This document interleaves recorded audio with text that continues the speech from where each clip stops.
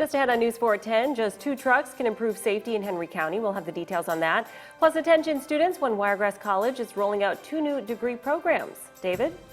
We've had a few showers and thunderstorms this evening, but calming down overnight. I'll have your forecast coming up. From your hometown news leader, this is WTVY News 4 at 10. Picking up the pieces in Troy. That story in just a moment, but first, I'm Natasha Chughtai. Thanks for joining us for News 4 at 10. A Dothan woman has been arrested for leaving her young child in a store while she shopped elsewhere. She's charged with endangering the welfare of a child. That is a misdemeanor. If convicted, she'll likely receive a fine, although jail time is likely possible. Meantime, a Dothan man has been arrested on more charges of stealing from his employer. 2 more theft charges were recently brought against Matthew Paul Crosby. That brings to 16 the total number of theft allegations. Police say Crosby, while working at Trailer World, offered lower prices to customers who paid in cash. He's accused of then pocketing the money. Well, thunder and lightning moved into the Wiregrass this evening. Let's go to David now for first check of your forecast. David? Yeah, some pretty good rainfall across parts of the Wiregrass. Earlier this evening, that rainfall really came down for parts of Dothan areas northwest. Also, temperatures this evening still warm, though, 77 degrees, and it is humid. That dew point at 75 in the wake of that rainfall. So a very muggy day for us as we look across the area now. A few lingering showers and storms around I-10. The Defuniak Springs area, that area of rain is dropping to the south there and will be fading away as we go through the next couple hours here. The rest of us, pretty quiet overnight, partly cloudy skies. Tomorrow, welcome back. Dothan City Schools kicking off the school year tomorrow at 8 o'clock. Temperatures in the upper 70s, about 78, a few clouds around, a warm and humid start on the first day of school in the Circle City. As we go through time, eventually temperatures will drop a bit, much more on that forecast as we go towards the weekend and beyond in just a bit. Natasha. All right, David, thanks so much. Henry County may be adopting a service that makes the job of garbage service workers both easier and safer. They're looking at buying 2 automated garbage trucks. The trucks will be entirely run by the driver, eliminating the need for a worker to ride on the back of the truck. Although the trucks cost roughly $193,000 each, Henry County Commission Chairman David Money says after 4 years, they will make their money back and more. Henry County is still in the very early stages of that planning process. Chipola College is rolling out 2 new programs this coming semester. News 4's Brian Hill has more on what this means for students and the engineering field.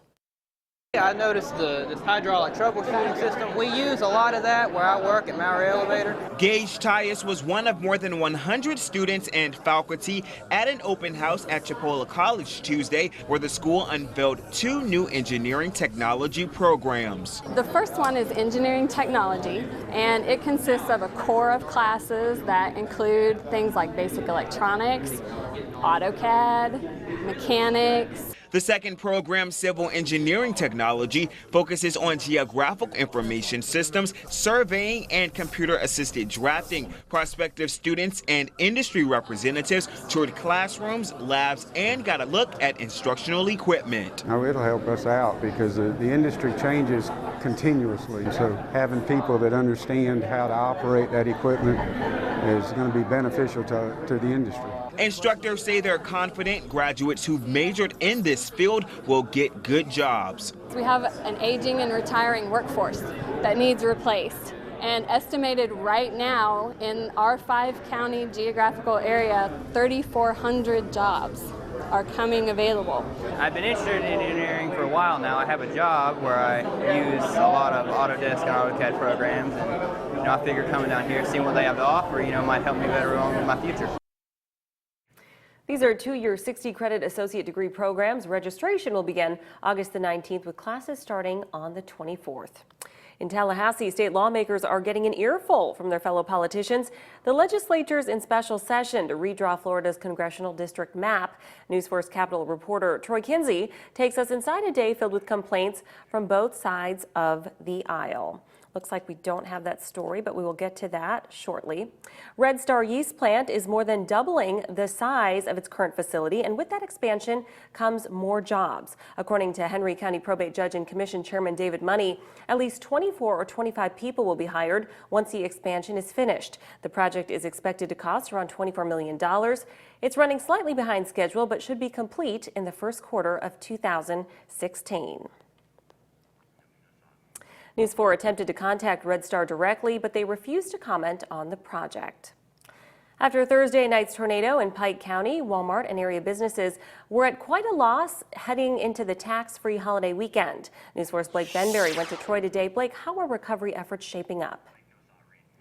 Well, Natasha, when I was in Troy on Friday, I was told the Walmart could possibly reopen in a few days. But after a complete damage assessment over the holiday weekend, I was told by the city's mayor, Jason Reeves, this afternoon that there could be a much longer wait. Now, Thursday night's tornado claimed much of Walmart's structure, specifically on the right side of the building where the pharmacy is located. A structural engineer determined a significant portion of the roof was destroyed, and resources are being brought in to begin that work as soon as possible. A wall is being built to separate the grocery area from the store's more severe structural damage. Mayor Reeves tells me that while Walmart cannot commit to a reopening date at this time, the grocery area may reopen to the public in the next week or so. Mayor Reeves also says the entire store could reopen anywhere from 6 weeks to 4 months. Now, for those customers who have prescriptions at the Walmart, a mobile pharmacy unit is being brought to the Walmart in a few days. As far as the plaza where Hibbett Sports is located, Mayor Reeves says the electrical service on the south side of the building was completely destroyed. The entire south side of the building will have to be rebuilt, but the north side, where Cato and GameStop are located, will hopefully be open in a few days once power is restored. Now, while the devastation did not ruin the entire tax-free holiday weekend, Mayor Reeves says the city has a lot of catching up to do. Now, Mayor Reeves went on to say that local businesses usually see a 30% increase in sales during the tax-free weekend in Troy, and with Walmart being one of the largest retailers in Pike County, he says the tornado couldn't have come at a worse time. Natasha? All right, Blake, thanks so much for that update. Employees of the Walmart in Troy are being offered shifts at the Ozark and Enterprise Walmart stores. Well, hardly anyone is thinking about spring break, but that's not the case in Walton County. We're going to have details on that coming up. Plus, Bluebell ice cream lovers rejoice. Trucks are rolling out new product once again. We'll be right back.